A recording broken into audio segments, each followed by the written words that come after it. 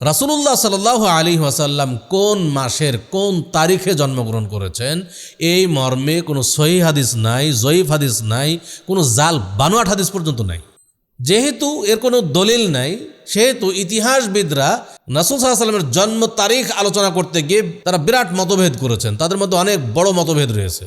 কেউ বলছেন রাসূলুল্লাহ সাল্লাল্লাহু আলাইহি ওয়াসাল্লাম জন্মগ্রহণ করেছেন মুহররম মাসে, কেউ বলছেন রাসূল সাল্লাল্লাহু আলাইহি ওয়াসাল্লাম জন্মগ্রহণ করেছেন সফর মাসে, কেউ বলছেন রাসূলুল্লাহ সাল্লাল্লাহু আলাইহি ওয়াসাল্লাম জন্মগ্রহণ করেছেন রমাদান মাসে, আবার কেউ বলছেন রাসূলুল্লাহ সাল্লাল্লাহু আলাইহি ওয়াসাল্লাম জন্মগ্রহণ করেছেন রবিউল আউয়াল মাসে।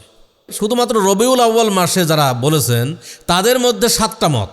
কেউ বলছেন 2 তারিখ, কেউ বলছেন 8 তারিখ, কেউ বলছেন 9 তারিখ, কেউ বলছেন 10 তারিখ, কেউ বলছেন 12 তারিখ, কেউ বলছেন 17 তারিখ, কেউ বলছেন 22 তারিখ।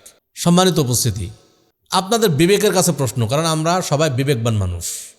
আমরা হলাম আশরাফুল মাখলুকাত, ন্যায় অন্যায় সঠিক ব্যাঠিক সত্য মিথ্যার মধ্যে পার্থক্য আমরা বুঝতে পারি, এই জন্য আমরা আশরাফুল মাখলুকাত। আচ্ছা বলেন যে রাসূলুল্লাহ সাল্লাল্লাহু আলাইহি ওয়াসাল্লামের জন্মদিবস যদি তার জীবদ্দশাতেই পালন হতো, আর তার সিলসিলা যদি রাসূল সাল্লাল্লাহু আলাইহি ওয়াসাল্লামের মৃত্যুর পরে তার সিলসিলা জন্মদিবস ঈদে মিলাদুন নবী পালনের সিলসিলা যদি সাহাবায়ে কেরাম জারি রাখতেন, তারপরে তাবেঈনে ইজম জারি রাখতেন, তাহলে রাসূল সাল্লাল্লাহু আলাইহি ওয়াসাল্লামের জন্ম তারিখ নিয়ে কোনো মতভেদ হওয়ার কি কোনো সুযোগ ছিল?